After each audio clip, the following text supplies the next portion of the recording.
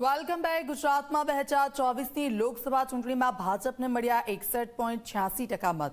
ગુજરાતના 1,78,39,911 લોકોએ ભાજપને મત આપ્યો। કોંગ્રેસને ગુજરાતમાં 31.24% મત મળ્યા। કોંગ્રેસને 90,08,278 મત મળ્યા છે।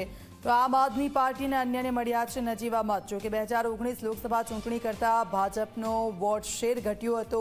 2019માં ભાજપનો વોટ શેર 63.1% હતો। સંવાદદાતા હિતલ અમારી સાથે ફોનલાઈન પર જોડાઈ ગયા છે। હિતલ, વોટ શેર ભારતીય જનતા પાર્ટીનો ઘટ્યો છે અને તેની ઇફેક્ટ કેટલીક જગ્યાઓ પર લીડ પર પણ જોવા મળી। જી ચોક્કસ એવું કહી શકાય કે 2019ની સરખામણીમાં જોઈએ તો ભાજપ અને કોંગ્રેસનો બંનેનો વોટ શેરમાં ઘટાડો નોંધાયો છે।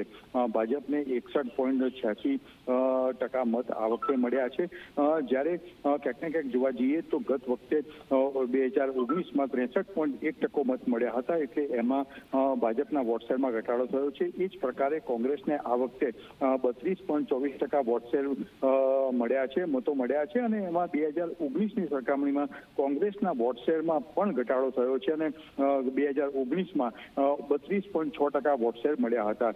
સૌથી વધારે મહત્વની બાબત એ છે કે આ વખતે નોટાનો જે વોટ શેર છે 1.56% જેટલો મતો નોટાને મળ્યા છે, જ્યારે બસપા અને સપાને પણ 0.1% કરતાં પણ ઓછા મતો મળ્યા હોવાની વાત સામે આવી છે, જ્યારે આપને 2.69% જેટલા વોટ શેર આ વખતે તેમને મળ્યા છે। આ વખતે જોવા જઈએ તો અન્ય જે પક્ષો છે એ અન્યમાં જે આવે છે, અપક્ષો હોય કે એમને હોય, તેમનો વોટ શેર 1.89% જેટલો રહ્યો છે। એટલે ક્યાંક ને ક્યાંક ભાજપ કોંગ્રેસ બંનેના વોટ શેર આ વખતે ઘટ્યા હોવાની હકીકતો સામે આવી છે।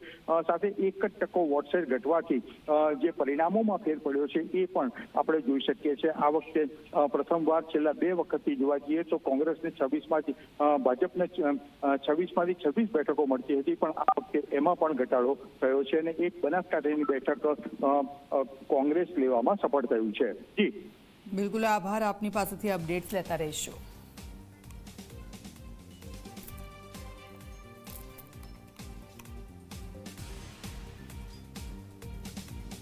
અને હવે વાત કરીશું રાજકોટના આગકાંડની।